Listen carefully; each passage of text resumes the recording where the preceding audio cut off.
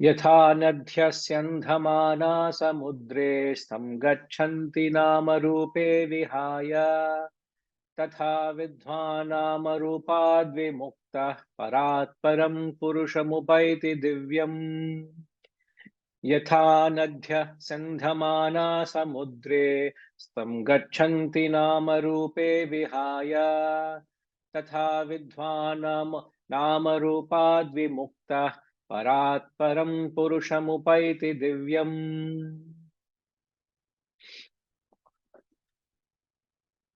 यथा नद्य स्यन्दमाना समुद्रे, just as the nadhya, the rivers flowing disappear into the sea, losing their nama rupe vihaya. Vihaya is losing nama rupa, the names and the forms. Tatha vidwan, so the wise, freed from the names and forms, the nama rupa, attain the supreme most effulgent being. Parat param purusham upaiti divyam. What a beautiful construction. Para param, supreme most. Param is supreme. Parat is greater than that, supreme most. Parat param purusham, the supreme being, the effulgent, the being, upaiti, attain. So there is a famous, this is a very famous metaphor in the Shastras, in the scriptures. The metaphor of the comparison of the river merging with the ocean. Now, this is such a famous metaphor that people have literally taken it to a point that they visit a point where the actual river merges. So it's become a spiritual pilgrimage, a tourist spot. Now, since it is been often referred, it has gained a significance, but people don't understand it, but they practice it literally. Now, what is the symbolic representation of the river merging with the ocean? Now, before you understand the merger, you must understand the existence. The existence of the river. Every river has its own nama rupa, names and forms, means it has its own characteristics, it has its own identity. Just like that, each of us have a particular identity. So is the world around us. Another name for the world is nama rupa, is names and forms.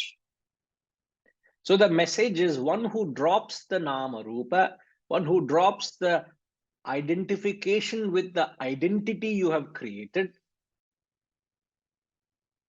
Now we have an identity, and upon the identity we have created, we are identifying with the identity, isn't it? Constant identification creates a certain identity of ours. So people, when they relate to you because you have an identity.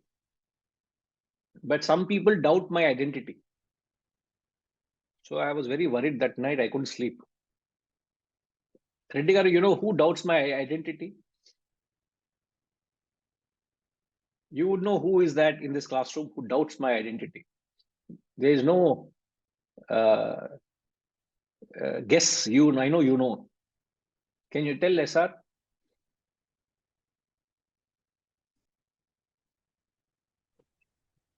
Pardon me, Guruji, if I name the person. I actually want you to name the person. My guess, Pushpama. You are, as I said, your guess is not wrong. It's not a guess. You are absolutely spot on. I wish I could actually, I wish I could actually show that picture to you. She sent me a collection of portraits of mine on different occasions. One from the Everest base camp trip, one from our recent the trips that we have taken, or any informal gathering that we have had. So she has all the clippings, and she sent me. And then she said, "I don't know who you are." She's asking, and below that she is saying, "I don't know who you are." Then I said, I also started thinking, I don't know who am I now. You are putting a doubt in me, Pushpama, I said. So now you know why she has got the title of the most mischievous student. She's perfectly deserved that name, Guruji. Perfect title. She deserves that title. We need to officially give it to her. We need to have a gathering very soon to confer her the title. What do you say, Ramji? Huh? We'll have to plan something very soon, sir. Definitely, sir. Definitely. Huh? He is very naughty, sir. There you go. Mm. So that day I couldn't sleep. I said, "What is this? You're questioning the identity of mine. For 30 years, I'm trying to create an identity of myself, and now you are trying to tell, who are you? I don't understand," she's saying. Huh? What, Pushpama?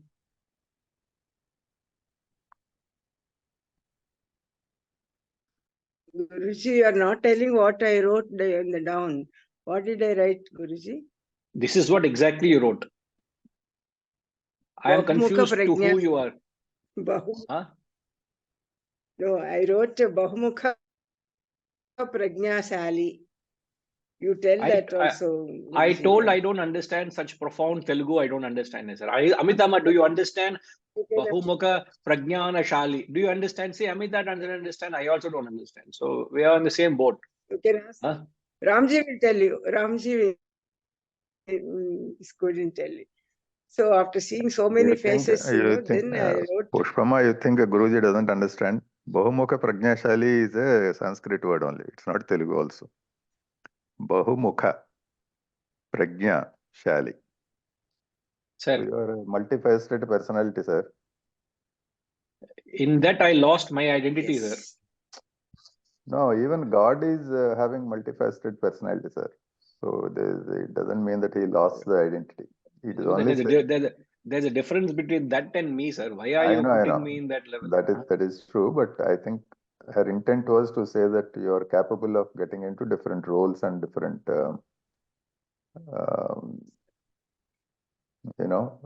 situations and making your presence felt. That is the intent. No, absolutely. No, I've appreciated her gesture and her thought and the thinking, effort which went into. Oh yes, the thought and effort. Yeah. And she said she has got over 1,000 pictures of mine in the phone. So wow. I don't know what all is going to come out of it. Reddy Garu, I am going to go in incognito mode. I am not going to be found for the next 2 weeks. So no, don't try to reach me.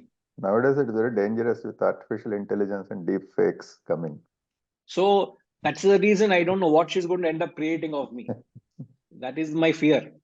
So please, everybody, don't go with the rumors of what you see of me in the media. I am what you see now on the screen. Pushpama, don't. I'm trying to build a certain image. Please don't create another image. So the Nama Rupa, the names and forms, is the.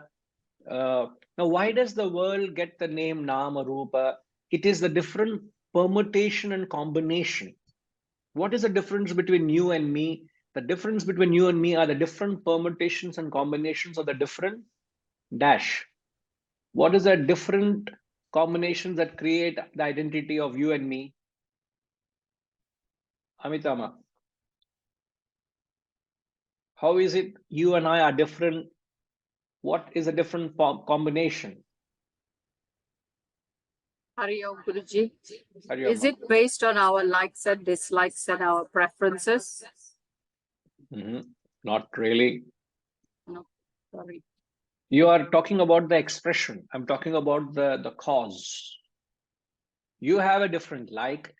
You have a different aptitude, you have a different nature. That's your combination. But what is the cause of that? Our desires and attachments. Differences. Desires and attachments. Not really. You're missing that. You're missing that. Sorry, sir. No, don't do sorry. I'm just trying to make us get to the point, because many a time we think we know it, but when we probe further, we get to the bottom of it. Right. Right. In fact, Padmanima, you're absolutely right. It is a different combination of the gunas, the sattva, rajas, and tamas. The different composition of the gunas, the different constitution of the gunas, makes us what we are.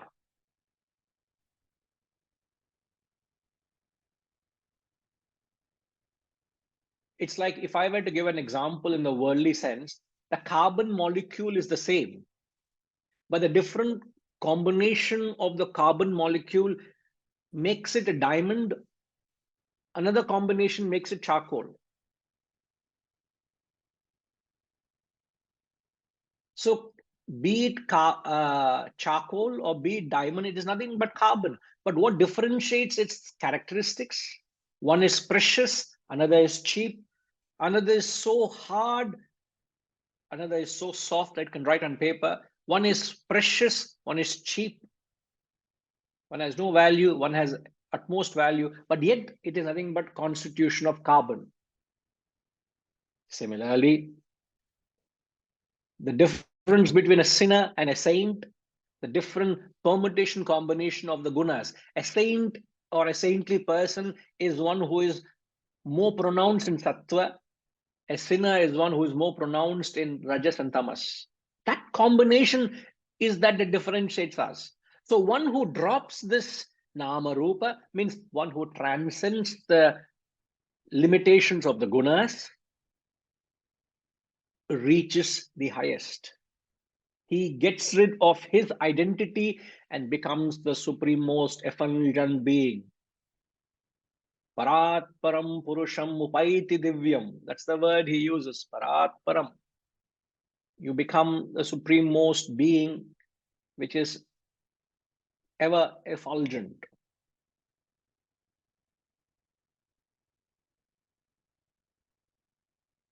And this dropping of the individuality, the dropping of the personality is compared to the river that disappears into the sea. The moment the river disappears into the sea, it loses its nama rupa, it loses its identity.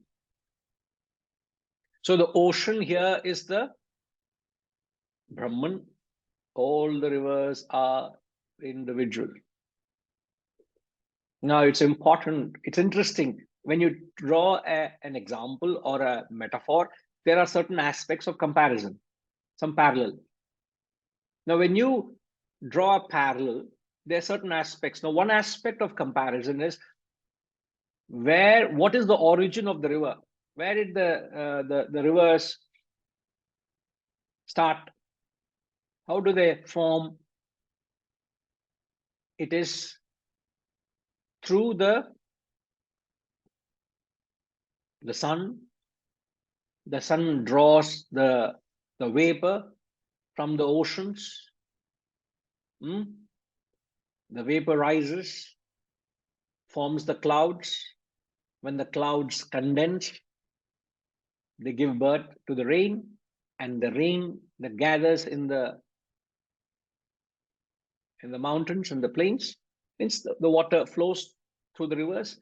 It forms the river. The tributaries, the rivulets, all that form the mighty river. So where did it start from? It started from the ocean. Where does it go back? Into the ocean. So the cycle starts from the ocean, it goes one round and goes back to the ocean. Exactly the same way, individuality has emerged from Brahman. And where does the individuality go back? The individuality goes back and merges back with that Brahman. So in more than one way, there is a a parallel of the river merging with the ocean.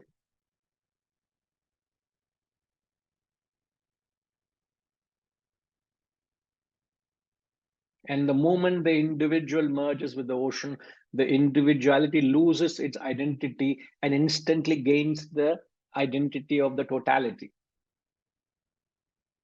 There is no more the Ganges, there is no more the Brahmaputra, there is no more the Nile, there is no more these mighty rivers. Or it could be an insignificant tributary, whatever it could be. It loses its identity, instantly become that the mass consciousness, that en mass water.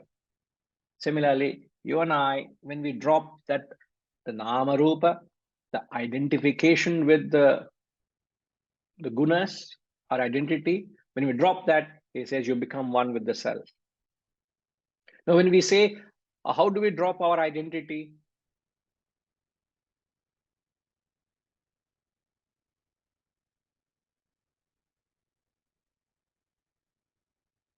Because there is a comparison of the river losing its identity. Now, in that sense, how do we lose our identity? There's no reason to get confused there when we ask that question. The only way we lose our identity is by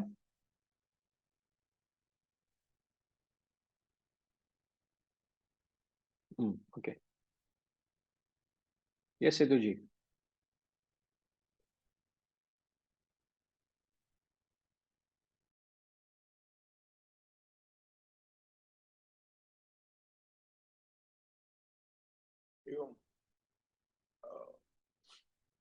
By sadhana, by purifying ourselves and viveka, vairagya, and follow the path.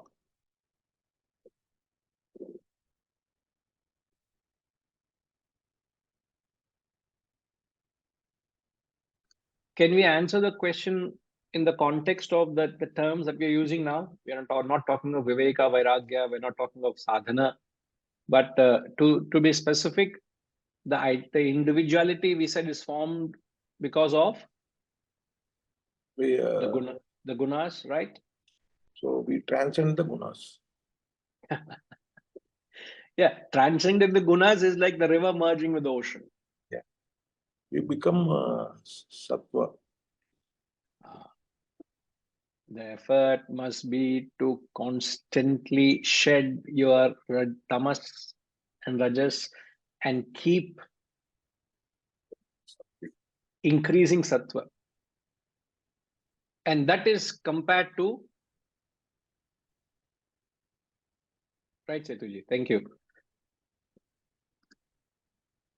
The process of transforming one's constitution from rajas, tamas to sattva can be compared to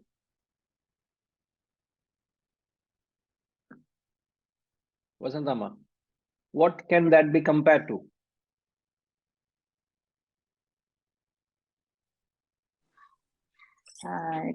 Maybe all the tributaries and all the joining the river. River is already formed. Considering the river has formed, what would you compare the transformation or the effort to transform into sattva?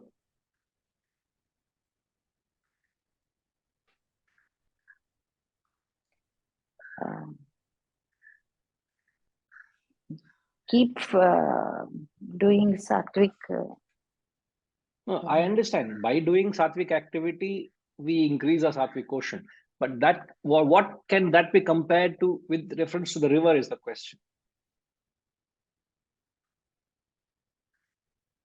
Because we are drawing certain comparisons, right?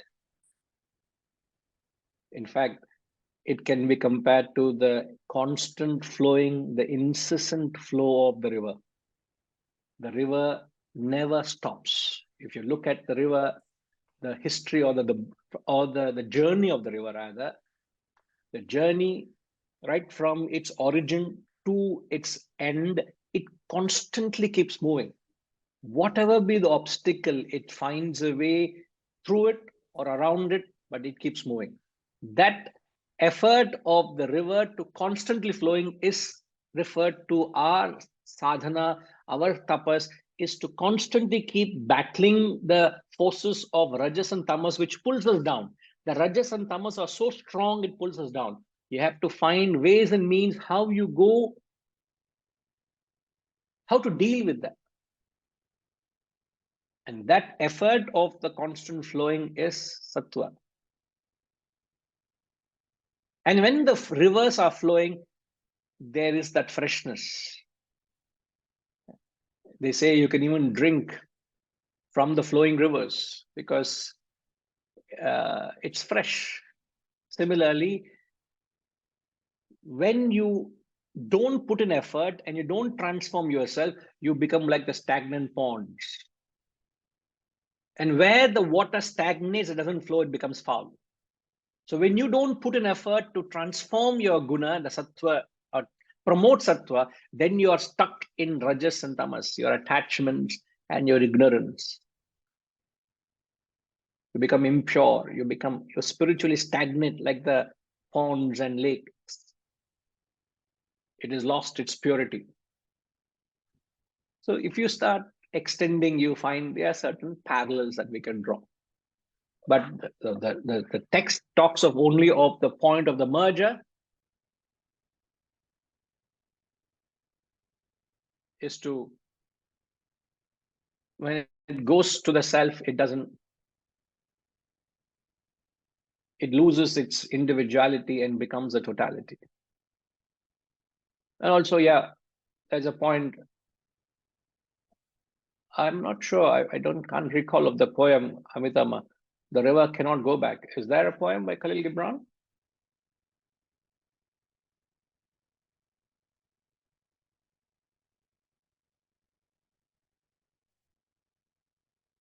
Yes, sir, there is.